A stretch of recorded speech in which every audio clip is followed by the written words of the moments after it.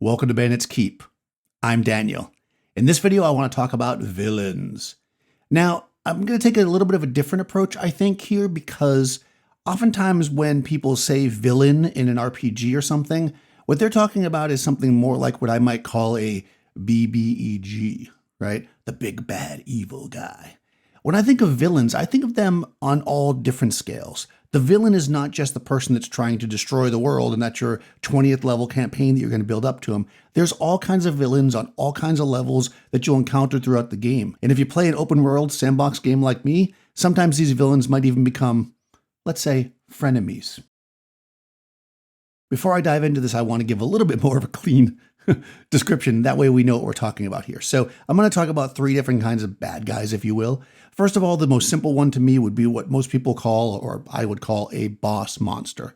That's kind of the end of an adventure fight. Oftentimes it's some kind of a monster, right? You're going into a set of pyramids to steal the treasure. You're fighting mummies along the way. You're fighting skeletons. Maybe the boss monster might be a lich, right? That's your final big fight at the end of the thing. It's usually revolving around a single kind of line, if you will, of an adventure. Now, the BBEG, as I mentioned before, would be something like if you're running, I don't usually use that term or use them much in my game because I find them more for more kind of linear type adventures. That is the type of thing where you start off the thing knowing this is the thing that we're going to do, even if the players don't know it right away. You know as a GM, I made this bad guy, they have this idea, they're going to have this thing. Everything that goes on in the campaign is going to lead to this point where we're going to find out in the end there was this big emperor that was in the back controlling everybody. But these guys, to me, aren't generally seen by the PCs until later on in the game. Villains, on the other hand, are, again, plentiful and of different levels. And these are villains because they're doing something that the PCs find villainous or bad, right? They're messing with something. This is where we get to actually role play in the sense of like playing our characters, being inside of them. What is it that somebody's doing that our characters don't like and will go out of their way to address it?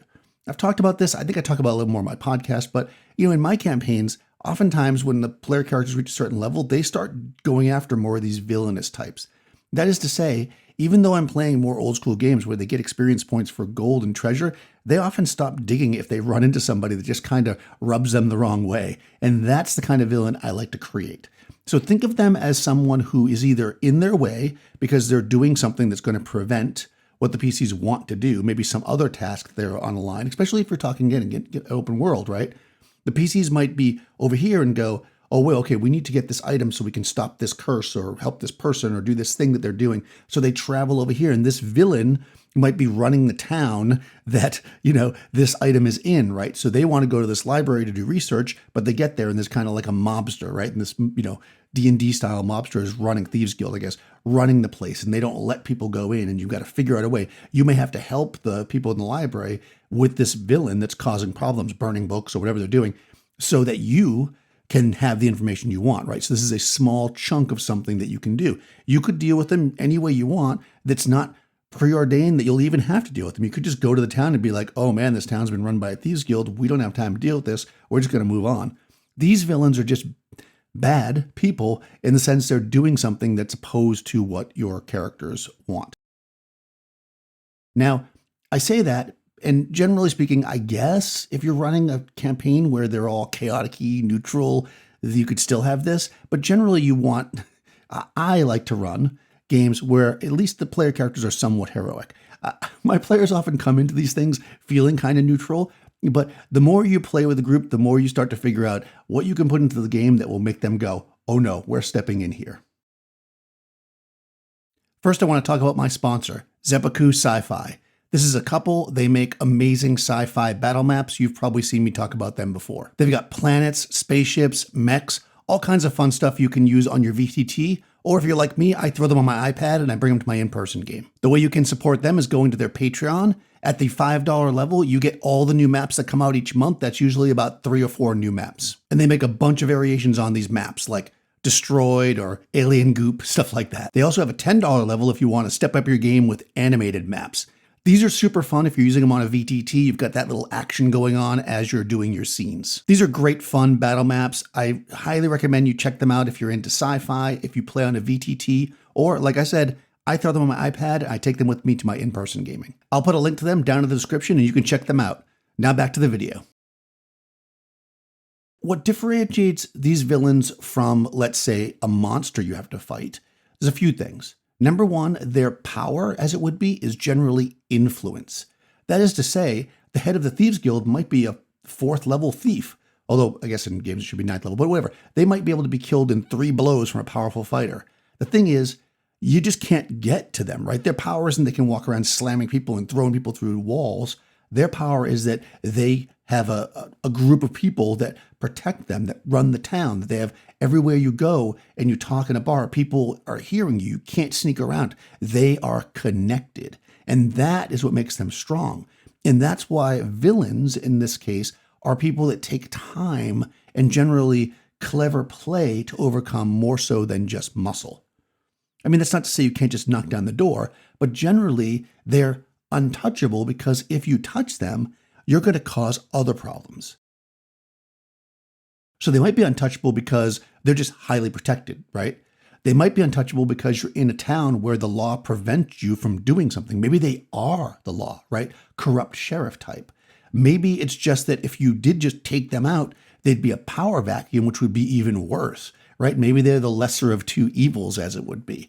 These kind of villains are more interesting because, again, it's not like you have to choose to leave them in power or to make this like, choice you have to choose, but you have to approach it differently because if you just go and knock them out, you're going to have a problem. You may need to deal with the other thing first. So when you take them out, the other thing doesn't take over, right? And maybe that other thing is a little bit easier to take out because maybe that's more monstrous, right? It depends on what it is.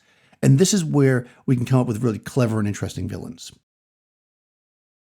Keep in mind that your villains don't always have to be evil, as I'm doing the air quotes.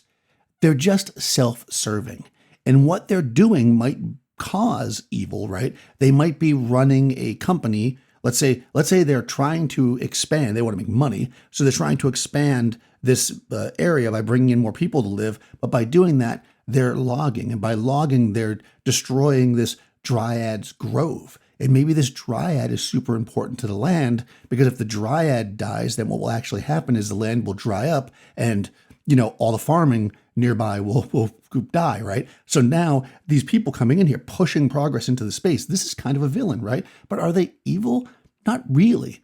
Can you just stop them by punching them in the face? Probably not. You've got to figure out a way that you can either compromise or work around it or just kind of thwart their plan long enough that people realize this isn't the right thing to do.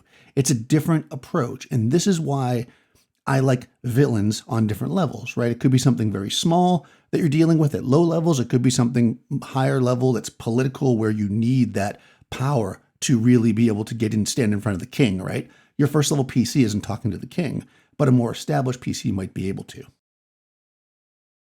One thing we want to remember too about villains is unlike you're a big bad evil guy that's sitting up in their tower going, ha ha, machinations, the villain is usually there. You meet them, you hear about them, you see their minions in the street, right? You move into this new town, you go to the tavern, you're there, and their men are bullying people, and people are cowing to them, and maybe the PCs even stand up to them, only to realize that was a bad idea now. You basically just punched the henchman of this person who basically runs the town. So you're going to be in trouble now because they basically own this town because without their gold mine, then the town wouldn't be here, which means the sheriff is going to arrest you even though they started the fight, right? And now, obviously, you could do this stuff in D&D. I'm getting into a Western all of a sudden, but a lot of times people say D&D is just a Western, right, with medieval clothes.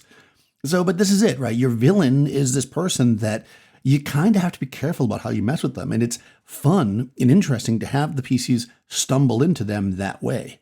That's how they encounter the villain, not because it's like, oh, no, they're so powerful, we stay away, or we're trapped here at Strahd killing people. It's more subtle than that. And again, this is why we have to know our players. Now, a lot of people will say, oh, people's backstory, or how they create their character, that's how we want to set our villains. I find it works best, and obviously you can only really do this in a regular group that you play with, if you tap into the emotions of your players. Not so much their characters, because people love to play the, oh, I'm a dark and gritty character, I don't care about anything. But you know what? Your players actually care about something. And when you do that, they'll react, right? These people are going to do this thing. So an example would be, I'll give two examples. One would be of players. So my friend KR King, he does D&D Homebrew. I'll put a link if you guys don't follow D&D Homebrew. He was telling a story about in his campaign how they basically had helped these people, and there was this little girl working in this like tavern area, and there was this kind of the bandit henchman that worked for the kind of one of the villains, and they showed up there and they were basically picking on and kicking and tripping and doing all kinds of mischief to this little girl. Now, that hits you on many levels. Number one, they help these people, so they have a connection to the world. Number two, come on. If you see somebody picking on, some grown men pushing around, tripping, beating up effectively a 10-year-old girl, you're going to do something. And maybe in real life, sometimes we can't always do stuff when we want to do it, but your characters can do it. So when you take that and you put that into your game, that's when your players can go, oh, hell no, and they're going to step in. And that is the kind of thing we can do to set the ball rolling with the villain, right? The players' emotions get them involved. This is where the villain comes in versus the world is going to end with the big bad evil guy, right? This is more in your face. The villain is moving around. Their machinations are going to change and adjust based on what the players do. You beat up some of their henchmen. Maybe their plan was to just take tolls from people, but now their job is going to be to get you run out of town, right? They're going to do different things based on what the players do. They are an opponent to the player in more of a game of chess than in a game of Rock'em Sock'em Robots. So to that end, we can't have the villain just show up randomly.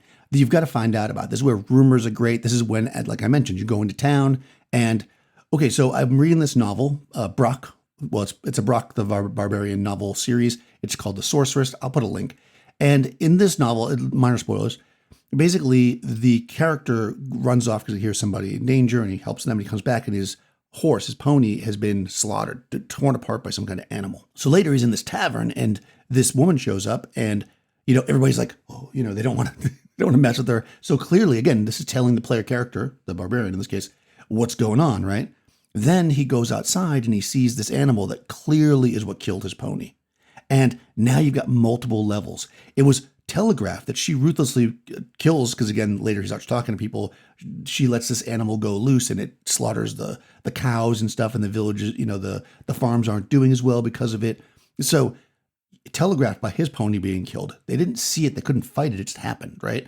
Then later you see people in need. Then later you find out the thing that killed your pony is also what's hurting them. Now you're tying all this stuff together. Who's not going to go after an evil sorceress who just killed your horse, right? This is, again, the kind of thing where we can pull on people's emotions and get them. And in the novel, he's just passing through. This is what's great about sandboxes. Players can step into these things.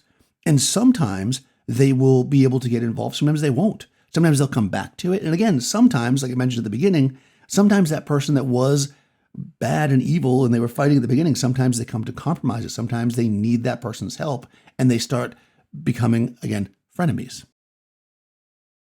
Okay, so a couple more little things here. And I think this is what makes these things more sustainable. Number one, like I said at the beginning, they should be somewhat untouchable, at least the minor ones. Because again, the players might need them later. Often just thwarting their plans or throwing off what was going to happen is enough. And you don't have to take them out and destroy the whole Thieves Guild. You just have to stop the Thieves Guild from doing the thing they're doing that's affecting what's blocking the player characters from getting what they want, right? That's all they need to do. And once they do that, they may have to leave. They can't fix everything. It's the Superman problem, right? Superman is bulletproof. Superman can fly. Superman can hear really well. Superman can't save everyone. And that's how the player characters have to be. And they have to know that. And they have to pick their battles. They have to decide which of these villains that they want to confront, which ones they want to negotiate with, how they want to handle this so that they can resolve it in a way that makes them feel better. Maybe, especially with bigger villains or ones that last for a while, maybe it does come down to a confrontation of arms. And if that is the case, don't suddenly make this villain a 20th level person with massive spells and they're summoning dragons and this and that.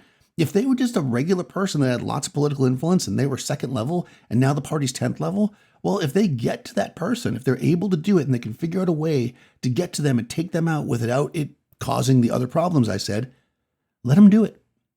That's a very big staple of Sword and Sorcery, that once you get past the henchman, that boss is not nearly as tough, combat-wise, as everything else you faced. Their power is their influence. And once you get past their influence, they are now open to get that punch in the face. I've talked about this before. Sometimes I think that we overthink our NPCs, but this is the kind of thing you want to put some thought into. And not necessarily when they first appear on the scene. Wait until the player characters see a connection that they want to go deeper into it. Maybe at first you've got a few personality traits, their basic idea, what they're doing in the town. But if the player characters stick around because they want to deal with this person on the long term, then really start going into it. Why are they doing what they're doing? Are they just greedy? Is there a reason? Is there actually something behind it? Are they doing it because there's some other manipulation going on to them? Maybe you can help them and they will no longer be the villain, but rather an ally. Lots of great ways to use these. Let me know what you think in the comments below. Check out the description. You'll find a link to Seppuku where you can go to their Patreon. Again, they make amazing battle maps. Definitely check them out. I'll put a link to the book I was talking about. I'll put a link to Chaos King and D&D Homebrew. Check that out for sure. Also, you can find a link to my Discord. A lot of links down there. And my Patreon if you want to support the channel. I appreciate you watching the video. Please do like, share, do the all blah, blah, blah. Okay, you know what to do. I'll talk to you soon.